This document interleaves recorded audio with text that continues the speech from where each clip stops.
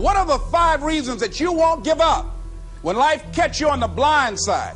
When the messenger of misery visits you, what are you going to do? What will keep you in the game when life knocks you to the canvas? Life's going to punch you right in the face. Life's going to fire you over and over again. You're going to be told you're not good enough. Your faith is going to be tested. Your family's going to look you in the eye and say, how do we get health insurance the next month? I don't know. But I know we're going to make it. You know who's going to bail you out? You know who's going to come and rescue you? You know who's going to come and save the day? No one. No one's going to come and do it for you. You're going to have to do it all yourself.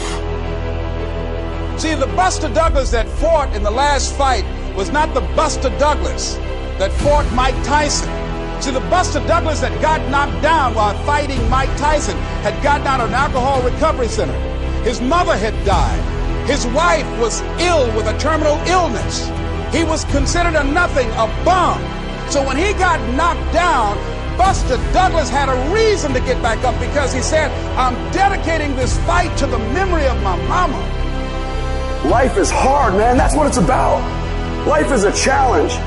If you don't work as hard as you can, if you don't sacrifice everything, if you don't get rejected and keep coming back for more, if you don't get your loyalty tested and your faith tested, you don't love that thing if you bail out. So if you fought through all that, that's love. So you got to have some reasons that when life knocks you down, and it's going to. Hello, it's going to knock you down. When people disappoint you, and that's going to happen. When they betray you, and that's going to happen. When they lie to you, and that's going to happen. When they say, oh, you can count on me, and they won't show up, and that's going to happen. When you want to throw in the towel and give up yourself, and that's going to happen. When life collapses on you and catch you on the blind side, what reason can you remember that you can call on, that you can reach on, that can make you get back up? Find that reason. Because when life had knocked me down, I said, life, I'm doing this because I want to make my mama proud of me. I'm doing this because I want my children to have a better life than what I have. I'm doing this because all my life I've been told I'd be a loser, that I wouldn't make it. I'm doing this to make them a lie. I believe like Frank Sinatra, he said the best revenge in life is massive success. I'm doing this so I can become massively successful. And with that kind of courage, with that kind of affirmation and reason to empower me, I got a saying that when life knocks you down, try and land on your back, because if you can look up, you can get up.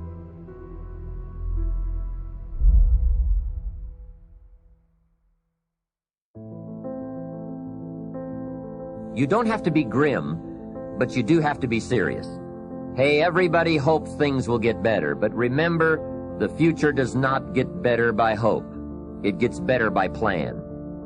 And hope unaided by clear plans can finally become an illness. There's a Bible phrase that says, hope long delayed makes the heart sick. It's a sickness. I used to have the illness known as passive hope.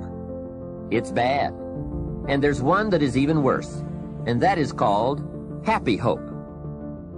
That is really bad. The man is 50, and he's broke, and he's still smiling. That's bad. So get serious. Make plans.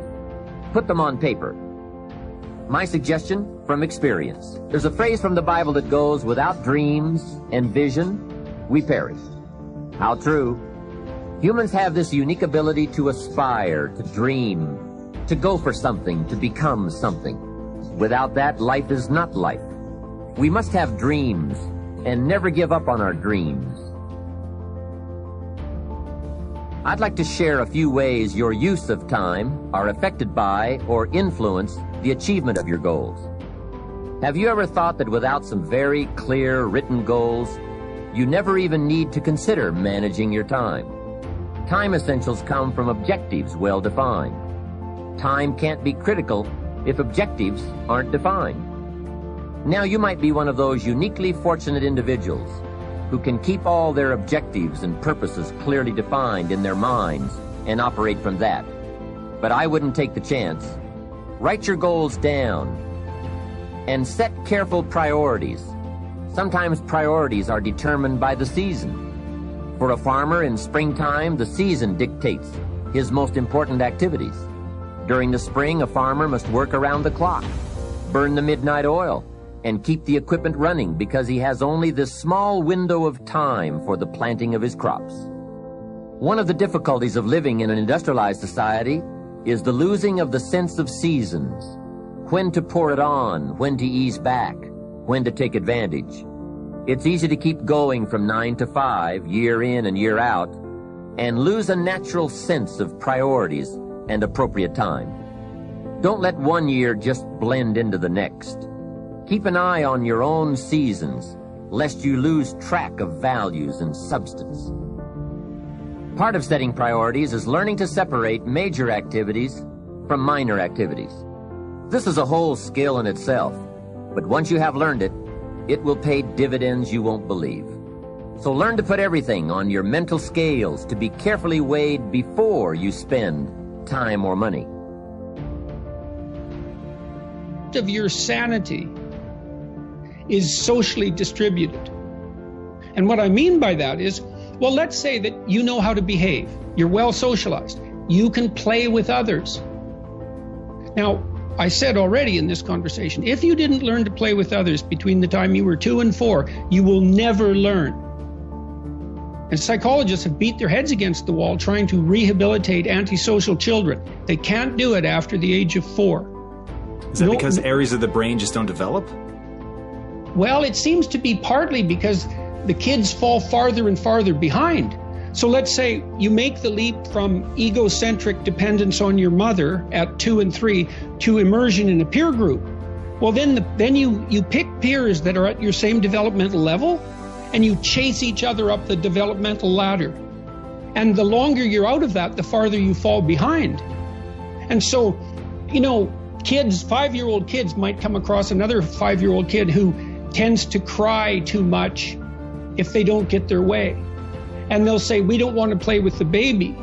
And what they're saying is, we have to find someone who's at our developmental level, shares our developmental horizon, so that we can mutually scaffold our further development. Now, they're not going to say that, obviously, but that's the situation. And kids test each other out when they first meet. So do adults. Game. Can you play? Are you playing at the same level as me? I'm playing my game at the level that will further my development. Can you play along with me? If not, well, maybe you're lower in status and I can pull you up as a mentor. Maybe you're higher in status and I can learn from you. But if you're a peer, we can play together. Anyways, if you're acceptable to your peers and you behave well, they'll accept you. And then they tell you all the time if you're acting appropriately. If your jokes are funny, if you're dominating the conversation, if you're bringing something of value to the table. And all you have to do is pay attention to the social cues, and you'll keep yourself regulated.